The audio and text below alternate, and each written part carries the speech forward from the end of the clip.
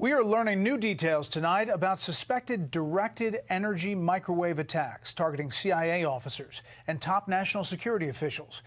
We first started hearing about them, and we told you about them here on Special Report in 2016, shortly after then President Obama opened the embassy in Havana, Cuba. National security correspondent Jennifer Griffin at the Pentagon has the latest tonight about a suspected attack here at home. U.S. officials say there are now 130 suspected victims, mostly CIA operatives and U.S. diplomats being treated for brain injuries, debilitating headaches and vertigo, the targets they believe of a directed energy microwave weapon. There's a mysterious direct energy weapon that is being used, and it is causing, in some cases, permanent traumatic brain injury. New indications suggest the incidents go as far back as 1996. Two individuals working on the NSC believe they were targeted in 2019 and in 2020, just after the election. One was near the White House and one was walking her dog. The Russians have been working on mobile microwave weapons for years. We have to get more information, and we got to tell the public what's going on. The U.S. Air Force and tech firm Epirus have developed a mobile high-energy microwave weapon to bring down drones. Epirus is also working on a miniature variant of the weapon that can be easily transported on a pickup truck. This is the type of technology that might be targeting American diplomats. Russia certainly has the means and the motive to conduct these attacks. I mean, there's some evidence out there that certainly points to Vladimir Putin, the KGB operative in the Kremlin, being responsible. The only victim so far to come forward, former CIA head of the Europe desk, Mark Polymeropoulos, was targeted while visiting Moscow 4 years ago and forced to retire. It's pretty insidious because it also doesn't leave any kind of, open scars or wounds. Mark lobbied for treatment at Walter Reed's National Center for the Intrepid. As part of his therapy, he painted this mask of a Superman cape with a broken CIA shield with an arrow through it to symbolize the moral injury he felt when at first he was not believed by the CIA. The CIA is now taking the issue seriously, but without the actual weapon, U.S. officials don't know who to blame and how to stop these alleged attacks. Brett? Jennifer Griffin at the Pentagon. Jennifer, thank you. We'll continue to follow this one. This is a test of the long-range acoustic device LRAD.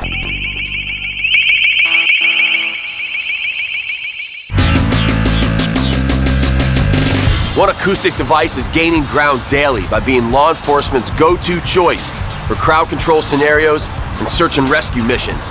That device is LRAD. I'm Terry Shepard, and this is Digital Justice.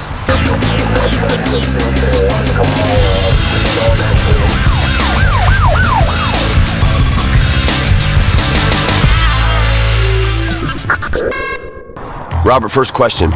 What does LRAD stand for? Long-Range Acoustic Device. Robert Putnam with LRAD Corporation gives the lowdown on this piece of popular yet contentious technology. With the Long-Range Acoustic Device systems, we're able to project voice messages and alarm tones up to distances over to 2 miles. It stays focused in a 30 to 60 degree beam, and by allowing us to do that, the people at the other end absolutely understand the instructions that are being given them, and we can give them the instructions in any language.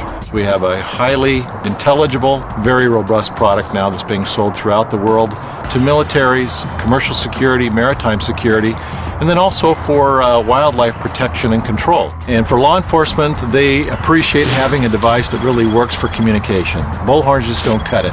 In large outdoor situations especially. So how did this technology come about? The genesis of LRAD really begins with the attack on the USS Cole in October of 2000.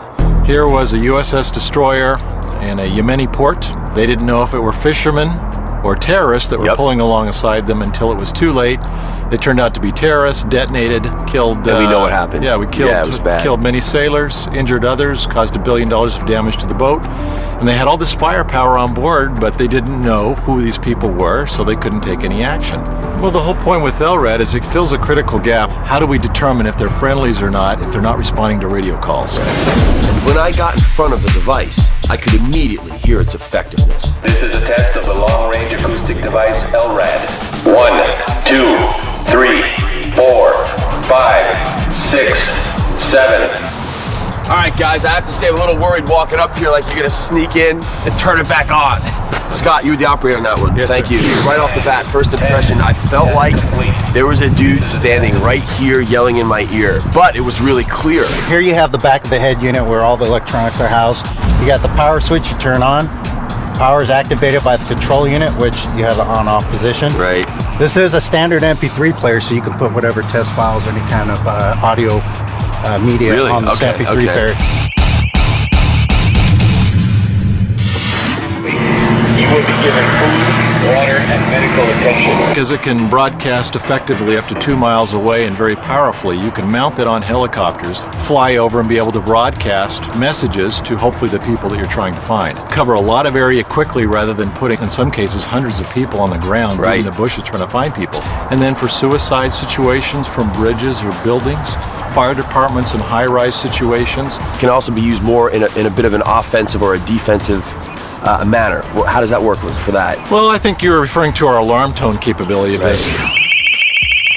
So that's what's gotten most of the interest from people out there on the other side. We really don't look at this as any kind of a weapon, non-lethal or otherwise. And though reluctant to speak on camera, law enforcement officials stand behind LRAD. The alarm tone is mostly used, especially in law enforcement applications, especially when protests get out of control or you get large crowds. And with LRAD, that fills that critical gap between bullhorns and rubber bullets. But many groups, including the ACLU, have issues with LRAD. I think LRAD has no place at public events and forums, especially ones that any free speech expression activity is too intimidating, it's too scary, and so chills speech that we want to encourage in a democracy. Are these machines causing any harmful side effects to the eardrums and the senses? Some would say it is possible that they are. So that would be considered torture. My wife had one used on her in Oakland. It was like a kind of psychological torture. Like it's in your brain and you can't think, you can't move. I'd rather be tased, shot with a rubber bullet, maced, and then kicked in the balls than have my eardrums erupted.